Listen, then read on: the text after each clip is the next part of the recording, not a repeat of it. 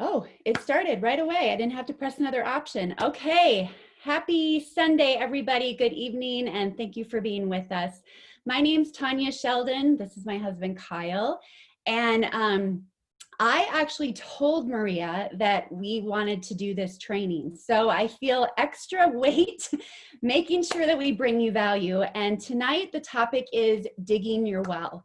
And I know a lot of you already know what that means essentially, but within our journey of 9 years in LifeVantage, we've got a few different occasions where we can talk about digging our well before we were thirsty because of the LifeVantage opportunity. But it wasn't until just a couple months ago that we're finally on the same page and going down the same road and in the same vehicle with LifeVantage. So we wanted to share with you up until that moment what it's been like from the different perspectives in building LifeVantage for me and him being a spouse, supporting, but what it's been like for him. So we're going to kind of tag team as we go. But our intention really with this, the reason I went to Maria was I just want to bring you, I want to feed you value with this. And I just feel like Kyle's story of where he's at today and what he's witnessed and the transformation that's taking place in him, people, like especially the men, I just feel like you need to hear it. So I hope and pray that this brings you value. So I'm just going to start from the beginning real quick and let you know when I started LifeVantage, I had already done 7 other companies before LifeVantage, and 5 of them were while I was married to Kyle, okay? So I was a stay-at-home mom when this came into my life. We were renting a home in Colorado. We had horrible credit. And life was just fine. Like Kyle was working, he was gone a lot, but I was really just searching for a purpose outside of being a wife and a mother. And I wanted life to be easier. I had a really high, strong desire for change. So I had ordered a bottle of Protandim behind Kyle's back. And after months of Michelle following up with me, I ordered that bottle behind his back. And then shortly after that, I had told Kyle, upon us refinancing our car and having some extra income that we thought we were going to put towards debt, I asked him if I could use it to invest in another opportunity. Number 7. Yeah, let's do it. Number 7. So, and then the week after I signed up for it, I was up in northern Colorado and I went to see Carrie Dickey at a home meeting, and I walked in and both Michelle Poe and I were not able to, but we shared the story that Sean had just got laid off and Kyle had just got laid off. And I had just been in LifeVantage for a week. And that really freaked me out. Like I couldn't believe that was happening. We moved to Colorado because of that job. I was really worried. He did get severance, but I went to work. I just started working and built a team very quickly. So I was super coachable and I showed up at everything. Yeah. For you, what was it like? Well, I was just like, here we go again, and I'm just going to go along for the ride. I've always supported her. In my career, at that time, I was a regional vice president with an education company, and I kind of thought I'd made the creme de la creme and we were going to be set. So my mindset was I just had to do the 40 or the 50, 60 hours a week and travel 4 or 5 times a week. And that's what our life was going to be. And I had settled into that. I'm not afraid to work. I'm not afraid to sit down and do the grind. But as far as her getting in again, I was like, I'm all for it. It gives her something, some adult interaction instead of 2 little toddlers at that time that would have driven you crazy. And as all you stay-at-home mom, all you moms know with toddlers. So I was all about it. Yeah, some adult interaction. And when I can be home and you can go to meetings, that would be great. But if I was on the road and busy, that's not my fault. That's your fault. You're going to have to find somebody to watch the girls. But as far as being supportive, I was all about it. And as far as the secret bottle of Protandim that just showed up at our house, I think that's really what's changed our lives. For me physically, I was pretty much crippled at that time, and I would go through airports in a wheelchair, and I'd have to board with the little silver pack from Southwest Airlines to get on the airplane first because I couldn't walk. And 30 days after being on Protandim, I could at least walk again. So that was prayer number 1 answered. And I'm like, okay, I think we have something here. I'm all in with you. So I just let her run with it. Yeah, and come fast forward to the following year, 2012, Kyle found a job in Idaho. And I was not excited. I didn't want to move. I didn't know where Idaho was. Like, who lives in Idaho? Well, the truth is, I sent an email. I said, I've been recruited to go out to Boise, Idaho. And her response was, I don't like potatoes. Which I do. But it was a joke. Like, I didn't want to go there. It was away from everything I knew. It was away from our family. It was away from all of the relationships and the business that I was starting to build very successfully in Colorado. I had one strong leg and I was pouring everything into that leg. It was very comfortable for me to continue to build one leg rather than continue to build outside of that leg and get even more uncomfortable.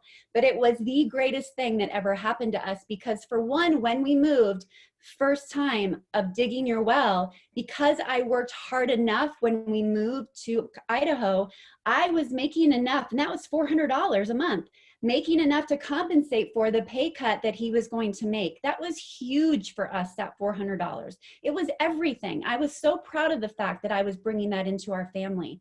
But moving to Idaho, it was such a blessing because I had to figure out real quickly, like, am I going to just mope about the fact that I don't know anyone here and not make it work and use that as my excuse? Or am I going to really stretch myself and get out and meet new people? And that's what I did. I really got out because I realized that by moving, our life was not in our hands. It was in the hands of someone else because we had to follow a job. And I'll tell you what, too, some of that I realized later, it caused resentment in my heart that we had to keep moving for a job. And it took me further away from where I really wanted to be.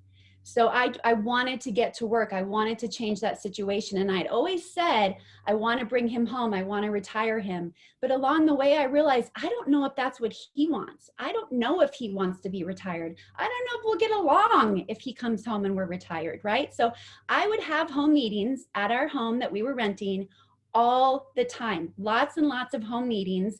And every time that I would have them, he was nowhere to be found. Like, he would go hide. He really had no interest in being a part of them. Like, he was just going to work.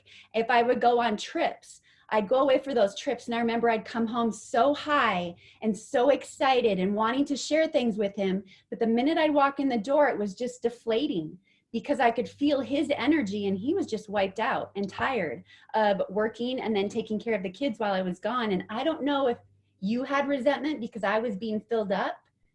No, I don't know if resentment was ever the word, because I love and respect you. So I don't know if I've ever resented any of that.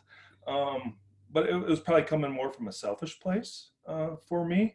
Beings, I'm already working 50, 60 hours a week. Okay, now you can go away for a weekend once a quarter. Okay, I'll get in the right mindset. We'll do daddy daycare for a weekend and go to the Dollar Tree and spoil the kids, get them on sugar highs, and that would be great. But it was exhausting. And for those that have ever been in a corporate America grind, I mean, you're in that hamster wheel. And I didn't know what it would be like to step out of it. And when that hamster wheel stops spinning, what anxiety and depression that causes in me. So I never really thought about, okay, yeah, I could do network marketing full time. That was kind of a pipe dream. That was going to be your thing. And when the home meetings were going on and we were really, really pushing hard, I mean, it was Pro 5, it was Pro 6, and we had all of our upline. We had Carrie Williams, Carrie Dickey, Maria, Sean, many, many trips out to Idaho just to really push us and support us. And I would just disappear. And it was true. And it wasn't that I didn't want to be present, or I always say I was supportive, but it didn't mean I had to be present in that. So I just kind of let you do your thing. I didn't want to ever take the spotlight away from you.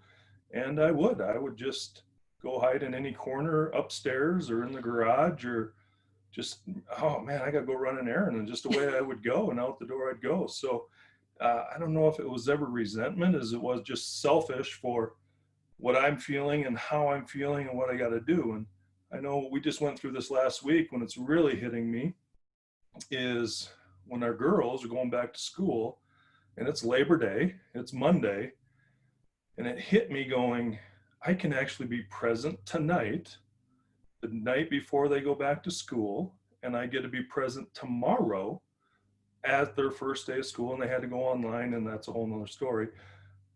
but it hit me where I would have had to go into self-preservation mode on Monday. There was a college football game on. I would have zoned out. I would have checked out on the family, and I would have said, okay, I got to get my shield of armor on. I'm heading back into the office. I'm heading back into the grind, which is exhausting. But I don't know any different. I still have some anxiety about what am I doing? Where am I headed? How is this all fitting into the balance of our life? But it's starting to hit me that this time freedom of making a choice. I mean, this is one of the hardest things I've done stepping into this, the work and the grind that it does take, but it's on our time and it's for our family. That's the game changer. I'm not doing it for myself or for another employee or somebody that's going to backstab me or climb over me in the corporate world. We get to be on a Zoom tonight and experience this with everybody else who just wants the same thing in life that we do, that same mindset. So back to the original question. Yeah, it was never resentment. It was just a selfish corporate America guy trying to get through a 60-hour week that I've had to do time and time again. Yeah. One thing too, I want to bring in here is when we talk about this, just some tips for you guys too. I think one really important thing, and we didn't figure out right away, and we're still figuring it out, but if you can put yourself into that disciplinary mode of every Sunday, the family comes together and you go through the schedule for the week, it is going to save you so much. Because if I communicated with Kyle and the girls the week of before what was happening and what I had going on, everything was okay. Like they knew when I was leaving for a meeting. They knew when I'd be on a Zoom. Well, there wasn't even Zoom then, but whatever. But if I didn't communicate that ahead of time and I left and I went to a home meeting, what I would hear is, you're always gone. Or, oh, okay, great. Glad I got noticed. There was so much resentment in that, and it just would cause conflict. They have to know what's going on with you. But another really great thing that you really need to work on as well is when we become an entrepreneur and we get into network marketing, it is so easy for us to want to get the affirmations and the, I don't know if it's respect, but like the encouragement. You want encouragement from someone saying, good job, or it's okay. That's fine, but we have to give it as well. I would encourage you to give even more than you are receiving. If you go out that door and you go to a home meeting, you come back and you tell them, thank you so much for doing what you did. If you go away on a trip or you're watching convention next weekend or on a weekend and they're doing something else, like thank them for their time and what they did while you were away plugged into convention. Find those little things to continue to encourage them and lift them up while you're going through the grind, because you're going to get that back then, right? Just give them those affirmations. Find those little things that you can say that you appreciate, and also really have your priorities in alignment. For us, it's God first, then it's us, and then it's our children, right? And then it's LifeVantage. If those are out of whack, everything gets disheveled. Like you have to have your priorities in alignment and stay so true to that and so connected, because when you do, I promise you, this journey it'll feel so much better. You're going to find more peace in it. You're going to find more love in it, and you're going to find more joy in it.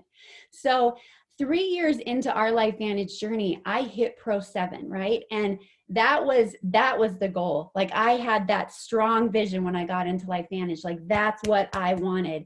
And we knew at that time that it still wasn't time to pull a trigger to bring him home. Because again, I wasn't even sure if that's what he wanted. And I balanced as a Pro 7 for maybe a month after that and then stopped balancing. So, but life was still good, right? I was getting checks of an unbalanced 7 that was either a Pro 5 as paid check or a paid as Pro 6 check. Great checks. So life was still good. Kyle had a job. That was our extra income. We had insurance, like everything was fine.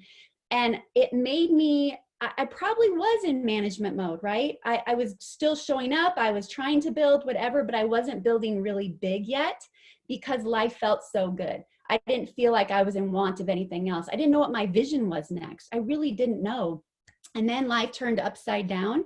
And like our life completely turned upside down 3 years ago. And it put us in a place where, again, I was so grateful for digging our well. That extra income that came in, because Kyle had to go through his own journey, like a really deep journey, dark journey. And I had to worry about, our kids and our mental state and our emotional state, and just making sure that nothing fell apart around us. And that didn't give me what I needed to show up for new people. I had to show up for my family first and foremost, and I didn't know if I had anything else to give to anyone else around me. But that was okay. That's where I needed to be at that time. But thank God we still had that LifeVantage check that kept coming in while we could handle that, you guys. I can't tell you, I don't know what would have happened had we not had that. And I never, even when times are tough, I'm telling you, there are so many lessons that come in that. And what it showed me in those tough times, I went through a lot of questioning whether I should be a network marketer, if I'm supposed to be doing this. And God showed me very clearly that I was exactly where I was supposed to be. And it gave me this amazing freedom in knowing that I know exactly where I'm supposed to be. It changed everything for me because of a hard season. And it also gave me a vision back as well. But even when it was hard, even when it sucked, like I never stopped showing up.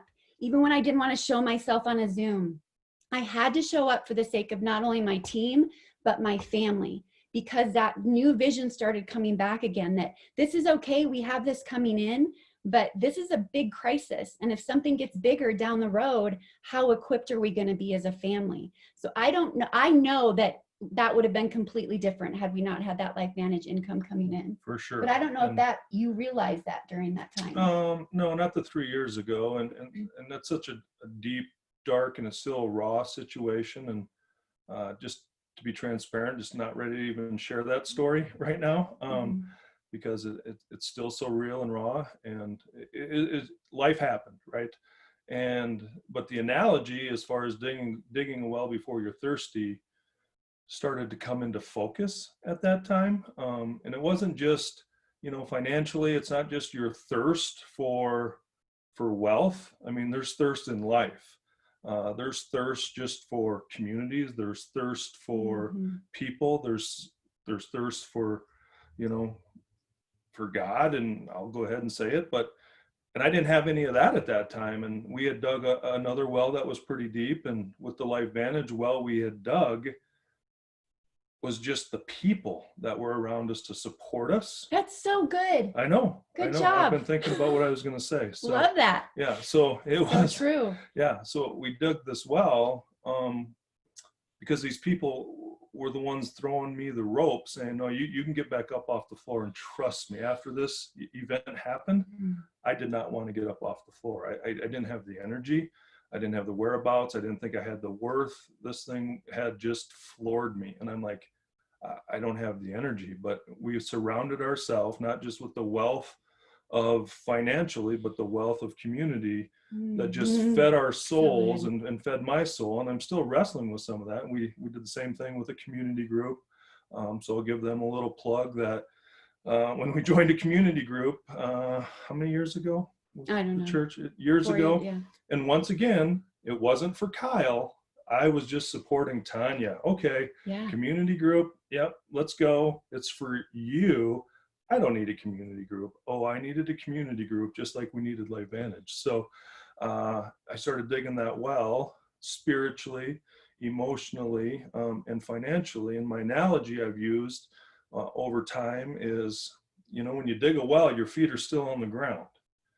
I've been accustomed to climbing corporate America ladders. And what happens when you're climbing a corporate ladder is your feet get farther and farther and farther and farther off the ground. And all of a sudden you're at the top of the ladder as a regional vice president. That ladder was just a swinging away up there, and it didn't take anything but a phone call and I need to meet you at the Denver airport, and it was gone. So the analogy of digging a well when your feet are still on the ground, it just totally makes sense. So I don't know where everybody's at on your journey, but keep your feet on the ground, dig a well, stay off ladders. Ladders are bad anyway. I'm not scared of heights. I'm scared of corporate America heights. So that's kind of where we're fired at. up. That's so good. I didn't even think of that. Like digging your well before you're thirsty, even with relationships, like that's the greatest gift we give in network. It's the greatest gift we give at LifeVantage.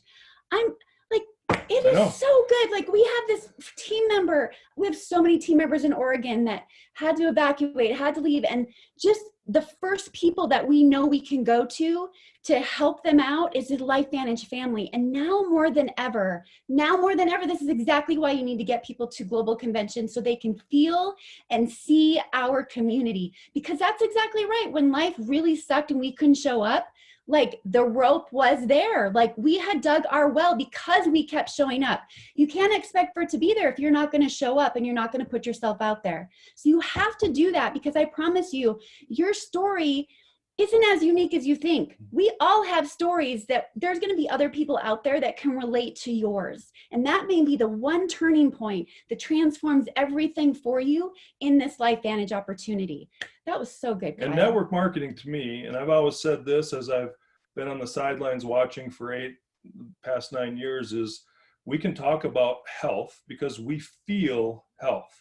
I know what it's like for me when I miss that golden pill will never not be going down my throat at 7 every single morning. It's going to happen. So we can talk about health, and everybody feels health. We can talk about wealth in network marketing because it's money. Money makes the world go round. I don't care what your position is on money, but you got to have money to eat. You got to have money to do anything, but it's not just about the money. But the third thing I talk about, and that's when everybody looks at us cross-eyed going, oh, you network marketers, and even my friends and family, as I've kind of taken this step, they kind of start looking at you and they kind of sit back in conversations because I'm weird now, right? I'm going through this self-development that freaks people out. She's not the same person she was 9 years ago, not even close. And I don't expect to be the same man I was today. I am going to be 9 years from now. And it freaks not only me out, but it freaks people out around us because of this self-development and what we go through to just develop personally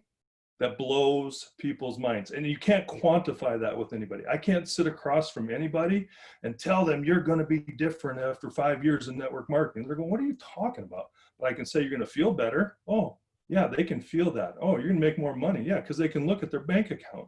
But to tell them they're going to develop and grow and become just more comfortable with themselves, and that's what freaks people out about network marketing, right? Everybody looking on this call, we're all crazy now because you're in this cult. Yeah, and I'm loving every single minute of it, and I'm as new on this journey as anybody personally.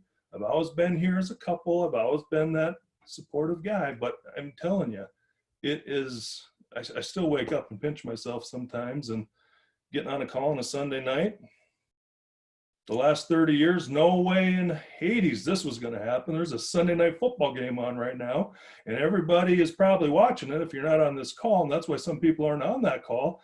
That was this guy. I got way more important things, but I'm not even working tonight. We're just sharing our story and our heart and our journey and just hope it impacts somebody. And that's the thing too, like as you're growing, there was a time where I felt like we were going like this, right? Growing apart, because I wanted so badly to grow more.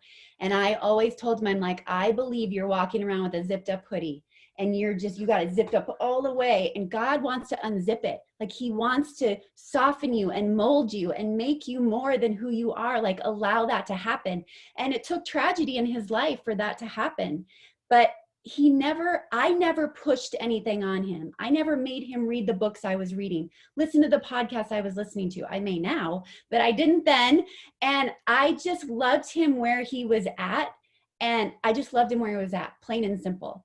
And then there came that day this year in March, Kyle got laid off. And I've never seen him that low. I thought I'd saw low, but that was the lowest I've really ever seen him. And like he said, he felt like he was at the bottom and he didn't know if he wanted to get up. And because of my self-development, personal development in this business, you guys, because of that, I knew I was equipped to do what I needed to do for him to lift him up and get him going again. And then one day came where he walked downstairs and he walked into this room and he shook my hand. He said, "Hi, my name's Kyle Sheldon. I'm ready to get started." And I was like, wow, like he's never done that. I don't know if I believe him, but he's never done that. I keep showing up.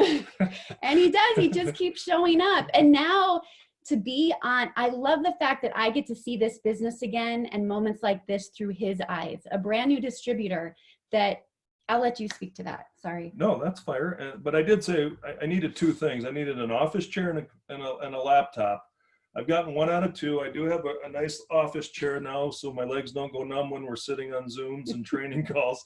But I haven't earned the laptop yet, so I'm still working on that. But yeah.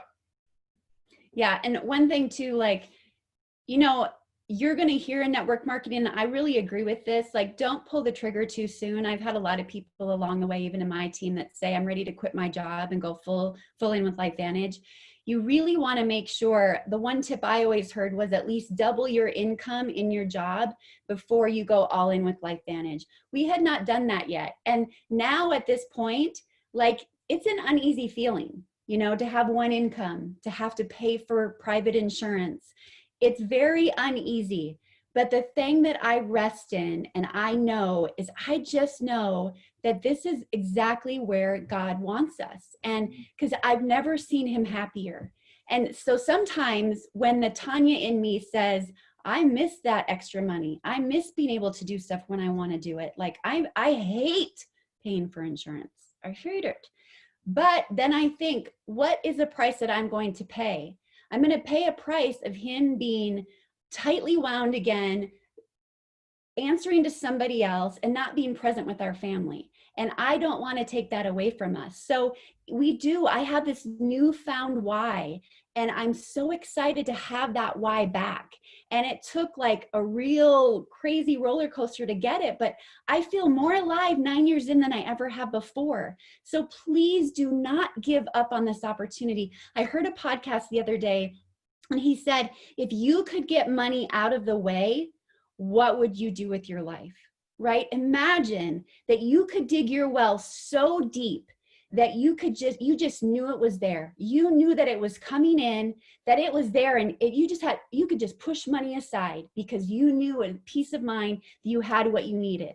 What would you do? Like, how would you live your life? Who would you give to? Who would you take care of? What would you do with that? How would you be able to better handle a crisis in your life or a loss in your life, knowing that the money was there, just waiting on the side? Guys, and I want you to imagine that life, because this is what you can have. There is a big shift, a major turning point happening right now in LifeVantage. And if we don't grab a hold of this, if we don't find that why and that one true thing that we want in our life, we're going to miss it. And if you don't know what it is, Kyle's working on it. He doesn't know, because he's never been in this situation. Talk about my why. My why was just to get up and grind every day. That was my why. And now when she challenges me all the time, and today, as we talked about prepping for this, honestly, my why right now is just stability, right? I've always been in this turmoil in this corporate world, and, you know, the cutthroat world, and just the things that have happened in our life, that there's just been no stability. And LifeVantage has brought us just stability. So now I got to build on that why as to what more there is. And I just love when we're with our mentors, the Poes, and Michelle just says, I just want money in the bank so I can go when I want to go, and I can give when I want to give. And you know what? That's really all I want to do. I want to be able to go when I need to go, and I want to be able to give when I want to give. Amen. And then I like to smoke stuff on my Camp Chef smoker. Yeah. I thank you guys so much for all of the chats. We love you so much. And I really hope that this brought some value to Unite. That's what we wanted. I just felt like Kyle's story is so powerful, and where he's at and what he's still going through. Like, remember this Kyle today, because I can't wait to share with you the Kyle that's to come year after year, getting out of his comfort zone and doing things he's never done before. His story at 51 is only just beginning. Your story can begin at any moment you choose. Don't forget that. It's never too late. Never, ever. You're enough, and your timing is enough. Yeah. You're enough. You're enough. All right. We love you very much. Thank you so much for being here, everybody. Thank you. Have a great night. Have a good rest of the night. Bye.